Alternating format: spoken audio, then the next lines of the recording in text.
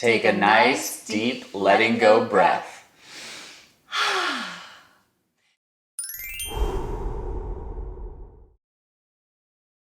Welcome back, everyone. I am so excited to introduce you to today's guest, Kyle Kittleson. What? I'm a little nervous. You're going to be amazing. So Kyle and I met at the very first Periscope Summit in New York, and I honestly think it was love at first sight, at least for me. It was a mutual love. Yes. Yeah, don't tell our partners that. I won't. Yeah. It's a secret between us and all of you. Yeah. So we just hit it off immediately, and because Kyle is a Periscoper and a host and also an animal trainer, you do so many things, and all of them I love. Yeah. We have been hanging out ever since I moved here to LA, and I actually was able to hypnotize Kyle once before on Periscope, but it was so much fun, and both of our communities loved it so much we wanted to do it here again, where it could be captured forever because Periscope goes away. Yes, true. I'm excited. So tell us a little bit more about yourself and what you do in the world and all about your fabulousness. Well, I don't know how much time you have, but my background is in animals, and so one thing that I really like about hypnotherapy, hypnotism, is that it really is energy based. Mm-hmm. And when I'm working with an animal who might be like really anxious and really crazy, I have to remind the clients, I have to remind myself that I can't match that energy. I have to come in and be super calm and super relaxed if I want that animal to be calm and super relaxed. And similarly, if I'm trying to get this animal to get excited about something or get its attention, then I have to bring that type of energy. So on that level, the animal level, I really relate to what we're doing here today. So cool. I've seen you do that. Yeah. Our dogs are maniacs, as you all know, especially if you follow me on Snapchat. And if you don't, you should. Grace with TV. Well, I had a conversation with them outside, so we should be good to go. But Kyle comes in and they're like, "Ah!" And he'll be like, hello. Yeah. Hello, Kona. Hello, Zen. And almost everyone else freaks out because they're freaking out, and then it just exacerbates the freaking out.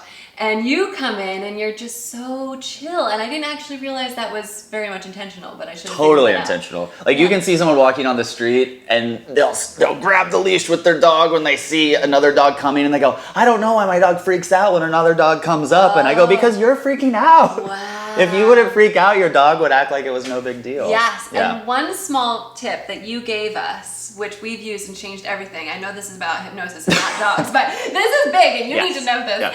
Our dogs used to cry when we would leave the house, and when we lived in apartments, we had to do crate training because they destroy everything. They were so upset. And Kyle taught us that if you give them treats as you're leaving the house and you just leave like it's no big deal, you don't go like, goodbye, I'll see you soon, and you just give them a Kong. They just eat the Kong and they're like, I get rewarded when they leave. This is great. They've been angels. They haven't destroyed a thing. And they just look at us out the window as we go. Excellent. And that also works for husbands. So it's really just double whammy. You know, dogs and husbands. Yeah. Fill up a Kong with peanut butter and leave. Like, I'll be back later. Oh my goodness, you're learning so much today. Aren't you so glad I brought Kyle on the show? Amazing. That just saved you millions of dollars in therapy. Millions. Dang. Okay, I love it. So, what would you like to work on today? Okay, so I think I have two, but I'm leaning more to one than the other. Great. Anxiety. I don't say I have anxiety, but I have I'm alive, so I have anxiety. Like, I have a normal amount of anxiety. And if I could make it less than normal, that would be great. But I think the one I want more is productivity. I live in LA, and you live in LA, and I feel like we always have so much stuff going on. You know, I'm pursuing a career in television, but I also work with animals, and I'm also periscoping, and I also run a website. And so all these things happen, and I go, oh my gosh, I need to be more productive, but I need to be efficient with it. And when I go to bed at the end of the day, I want to feel like, I nailed today. Yes. Like today in the books, world record. So I think, can we do productivity? Is that a thing we can do? Yeah, we can absolutely do both. And I would imagine that the lack of productivity contributes to anxiety. Yeah, totally. I acted like I totally already knew that, and I didn't. I was just like, I was trying to be like, yeah, of course it does. Yeah, I knew that. Yeah, so let's do two birds, one hypnotism. Totally. Yeah, love it. So here's the thing about productivity. because we are such goal-oriented beings, and because the pressure we put on ourselves seems to be more with every generation, and because there seems to be more expected of us in terms of all the social media platforms, you have to be able to set an amount of activities you complete that day where you feel like today was awesome, I nailed today. Because we will always have more to do. Right. That's the number one problem. People want to go to bed feeling like they don't have anything else to do. Like they killed it. But you have a million more things to do. It's all going to start again when you wake up in a few hours. So we have to set parameters where you're like, I did the 5 things, or I did the 3 things. Tim Ferriss says 2 things, right? That guy's pretty successful. Yeah. So maybe we should do that. But setting that so that when you go to bed, you can be like, I did everything I said I was going to do today. I nailed today. Rather than making it about having nothing on the to-do list. Can I add something a little Please do. different? You're going to be frustrated. Bear with us. Instead of just like getting things done, the desire to get things done. Because sometimes it gets overwhelming for me where I'm like, okay, these are the 5 things I have to do today. Yeah. I don't want to do any of them. Yeah. I just want to watch Grace on Periscope and like sit on my couch.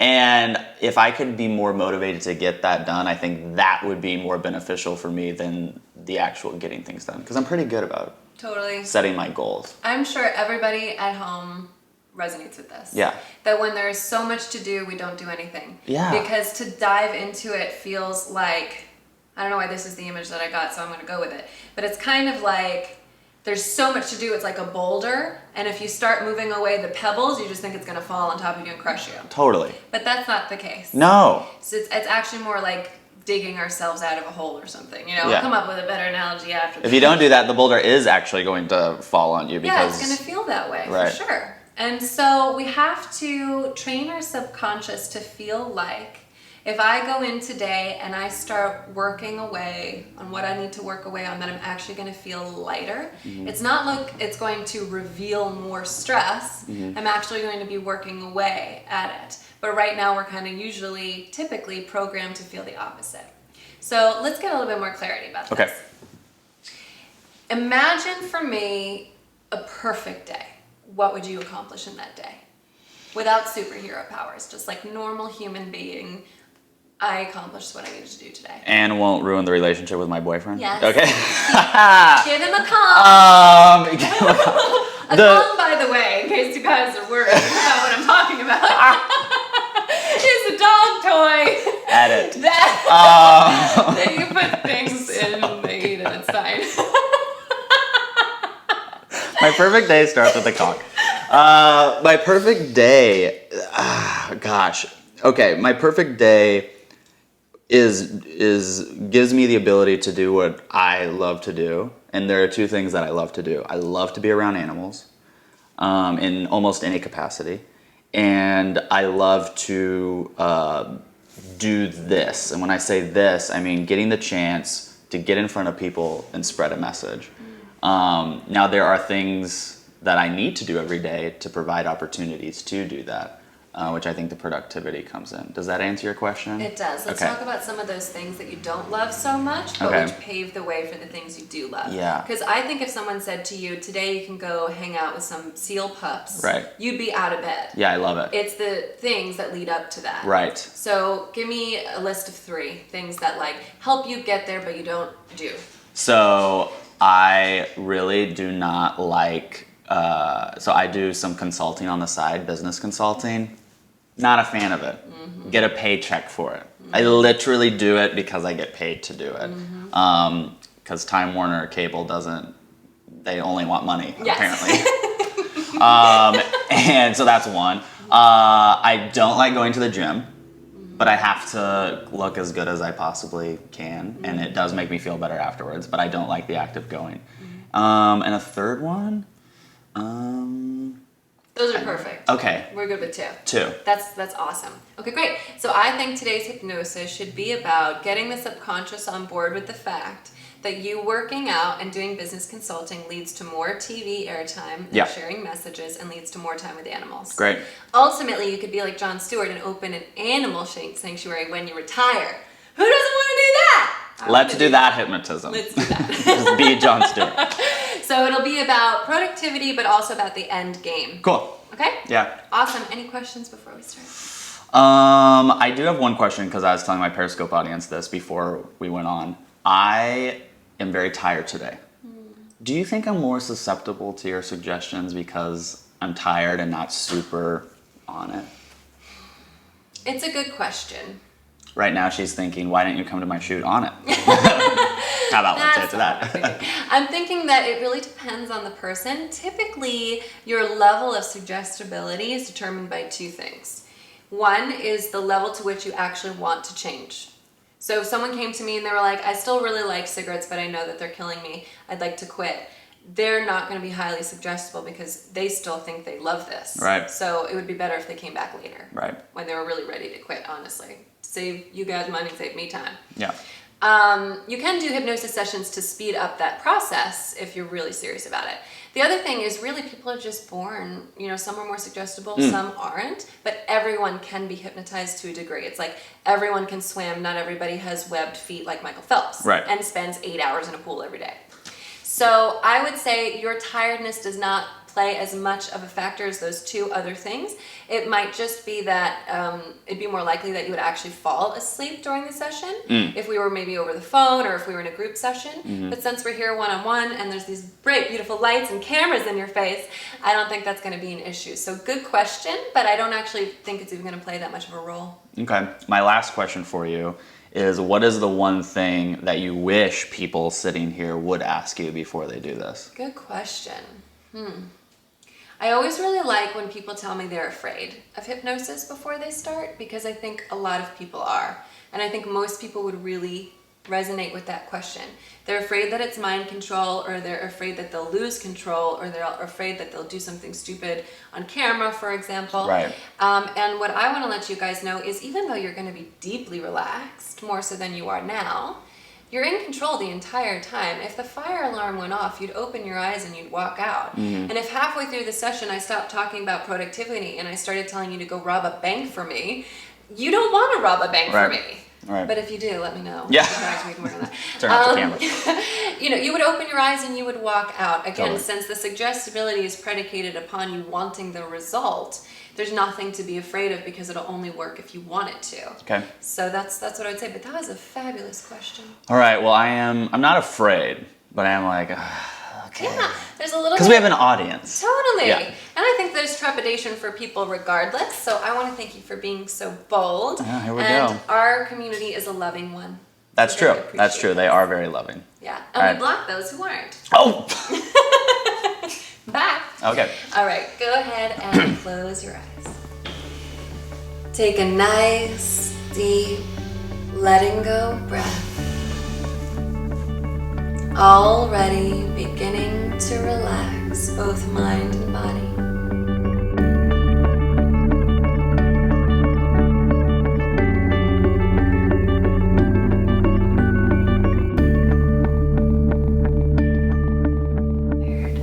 And no matter how hard you try to keep them open, they just want to close. Good, and say blue. Blue.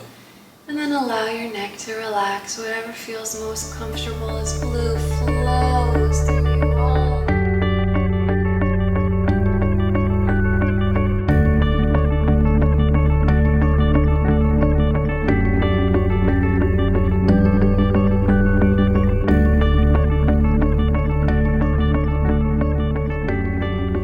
One, there's the bird. Just describe the bird for me when you're ready. Big and blue. Big and blue.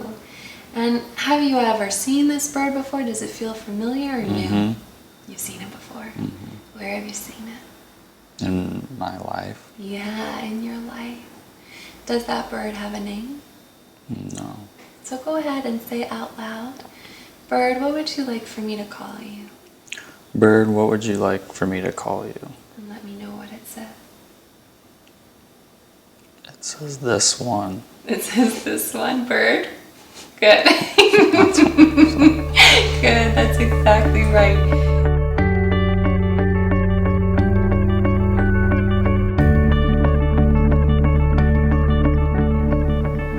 It says to figure out how to get out of here. To figure out how to get out of here. So using your creativity using your energy, being really powerful, using all of your talents, you guys are going to figure out how to get out of there. Because where you are is pretty boring, right? Mm-hmm. You feel kind of trapped there. Mm-hmm. But you can get yourself out. So when I count down from 3 to 1, you're going to use all your talents and get you and Bert out of there. In 3, 2, 1.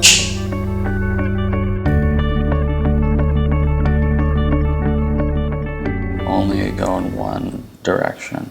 Yes. Only go in one direction. Only go in one direction. Only go in one direction. What else? To not spend too much time looking to figure out which direction to go, but just choose and go in that one direction. Yes.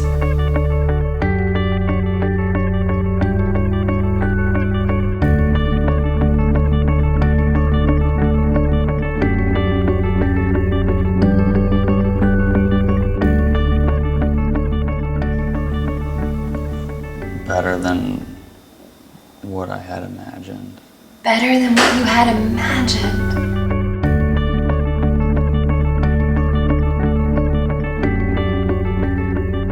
Go ahead and just describe a little bit about the number one most positive thing that stood out for you. The metaphor of the meadow. I mean, it sounds so like silly. If I read a blog post on that, I would roll my eyes and go, okay. And what was interesting is when you said, sorry, I'm like really still coming out of this right now. When you said, we'll figure out where you're going to go. And I thought, oh, a meadow. And I go, well, why would I go to a meadow? That doesn't make any sense. And then you said, whatever came to your mind is the correct answer, so just go with that. I was like, fine, we're going with this meadow. And then it did come full circle.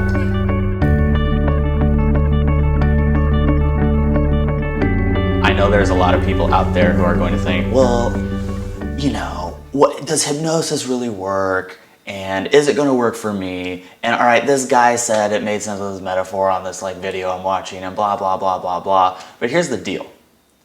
As long as it works, I'm for it. And it doesn't hurt anybody else. Right. I don't even need to know the science behind it. Right. Because if it works, it's great. Like if every day looking at purple flowers gets you going in the morning, Yeah. who cares? Just do whatever it is that works and like don't question it. If it's working for you, do it. That's how I feel about past life regressions. Like, were you King Tut? Maybe, maybe not. Yeah, right. But the fact that you can smell the food they're cooking in ancient Egypt while you tell me about how you became king, if that just means that your brain is that amazing that it can create that up with so many details, and then after the fact you're better, you've healed, Yes. then it's almost more interesting if it's not real. Yeah, totally, totally, yeah. So, we fast forwarded the hypnosis session here on YouTube, but if you want to see the entire amazing session, and Kyle was so wonderful, if you want all the details, go ahead and click this link right here. It's going to take you to a page where you can purchase Grace Space, which is my online community and library of hypnotherapy programs, for only $1. You get a 1-month trial for $1. And if you love it, stay, and if you don't, you can cancel anytime. But stored in there will be the full video, and To watch me talk under hypnosis is worth $1. it is. If only just go do it for that and then make a decision afterwards. I completely agree. So we always end our videos with something called Close Your Eyes, Get Free, where I basically just reiterate one of your affirmations that kind of came up. So that's what we're going to do now. Everybody go ahead and close your eyes. Take a nice, deep, letting go breath and repeat in your mind after me. I choose one path. I stick with it. I follow through and watch my life bloom. I choose one path. I stick with it. I follow through and watch my life bloom. I choose one path. I stick with it. I follow through and watch my life bloom. Go ahead and open your eyes with a smile on your face. And I know you guys can do it. Thank you so much, Kyle. Thank you. Can't wait to catch up in a week. I'm excited. Awesome. Bye, guys. Ciao, ciao. Beijos. Hi, Grace. 1 week after my hypnosis session, I feel really, really great. This is the second time that you've hypnotized me, and I will tell you very honestly that I believe that it works as long as the person getting hypnotized wants to change that behavior and wants to be a better person.